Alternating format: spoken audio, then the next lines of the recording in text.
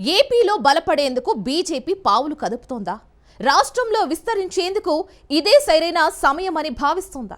YCP నుంచి బయటికి వస్తున్న నేతలకు గాలం వేస్తుందా? టీడీపీ జనసేనకు వెళ్లలేని నేతలపై కన్నేసిందా? ఫ్యాన్ పార్టీని వీడిన నేతలు కూడా కమలం వైపు చూస్తున్నారా? ఏపీలో పుంజుకోవడానికి బీజేపీ పన్నిన వ్యూహాలేమిటి?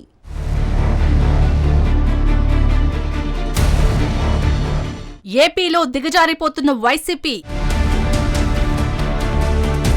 కూటమి పార్టీలతో టచ్లోకి నేతలు, రంగంలోకి దిగిన బీజేపీ పెద్దలు. అసెంబ్లీ ఎన్నికల్లో ఓటమి తర్వాత వైసీపీ పరిస్థితి నానాటికి తీసికట్టుగా మారుతోంది. పార్టీ భవిష్యత్తుపై ఆందోళనతో ఉన్న నేతలు కూటమి పార్టీలతో టచ్లోకి వెళ్తున్నట్లు జోరుగా ప్రచారం జరుగుతుంది. ముఖ్యంగా జనసేన, బీజేపీలో చేరేందుకు చాలా మంది వైసీపీ నేతలు ఆసక్తి కనబరుస్తున్నారు. టీడీపీ అంటే గిట్టని నేతలు వైసీపీకి ప్రత్యామ్నాయంగా జనసేన, బీజేపీలను ఎంచుకుంటున్నట్లు చెబుతున్నారు. ఇప్పటికే కొందరు నేతలు జనసేనలో చేరగా బీజేపీ కూడా రంగంలోకి దిగిందని అంటున్నారు. ఏపీలో బీజేపీ ఓటు బ్యాంకు పెంచుకోవడంతో పాటు తమ ఉనికి చాటుకోవాలని కమలం పెద్దలు తాపత్రయపడుతున్నారు. వైసీపీని వీడే నేతలు ఇకపై బీజేపీలో చేరేలా చూడాలని రాష్ట్ర పార్టీకి ఆదేశించినట్లు తెలుస్తోంది.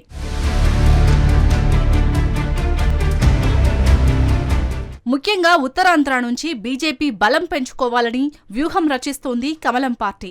ఇప్పటికే విశాఖ డైరీ చైర్మన్ అడారి ఆనంద్ కుమార్ ను పార్టీలోకి చేర్చుకుంది బీజేపీ. విశాఖ డైరీకి ఉత్తరాంధ్రలోని 3 ఉమ్మడి జిల్లాలో బ్రాంచులు ఉన్నాయి. లక్షల మంది రైతులు సభ్యులుగా ఉన్నారు. ఇక విశాఖ డైరీలో అడారి కుటుంబం ఆధిపత్యం 4 దశాబ్దాలుగా సాగుతుంది. ఈ పరిస్థితుల్లో అడారి ద్వారా ఉత్తరాంధ్ర రైతాంగానికి చేరువ కావాలని ప్లాన్ చేసింది బీజేపీ. మరోవైపు శ్రీకాకుళం జిల్లాకు చెందిన సీనియర్ నేతలు ధర్మాన ప్రసాదరావు, తమ్మినేని సీతారాంను పార్టీలోకి ఆహ్వానించినట్లు సమాచారం.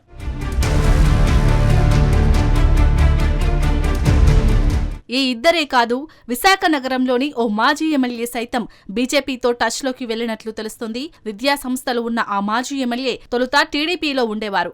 గత ప్రభుత్వంలో తన విద్యా సంస్థలను కాపాడుకోవాలనే ఉద్దేశంతో వైసీపీలోకి వెళ్లినట్లు చెబుతున్నారు. అలా వెళ్లిన ఆ నేత చంద్రబాబు, లోకేష్ పై తీవ్ర విమర్శలు చేయడంతో టీడీపీలో తలుపులు మూసుకుపోయాయి. దీంతో ఆయన బీజేపీలో చేరేందుకు ఆసక్తి చూపుతున్నారనే టాక్ నడుస్తోంది.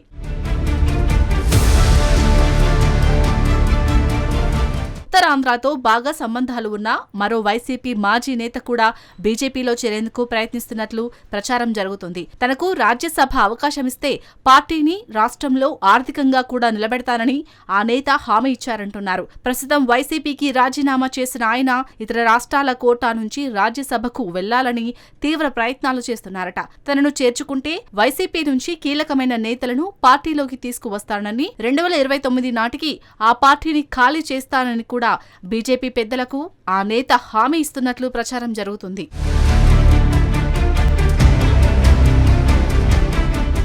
మొత్తానికి వైసీపీని వీడిన నేతలను చేర్చుకొని ఏపీలో బలోపేతం కావాలని బీజేపీ చూస్తుంది. మరి కమలం పార్టీ వ్యూహాలు ఏ మేరకు ఫలిస్తాయో వేచి చూడాలి.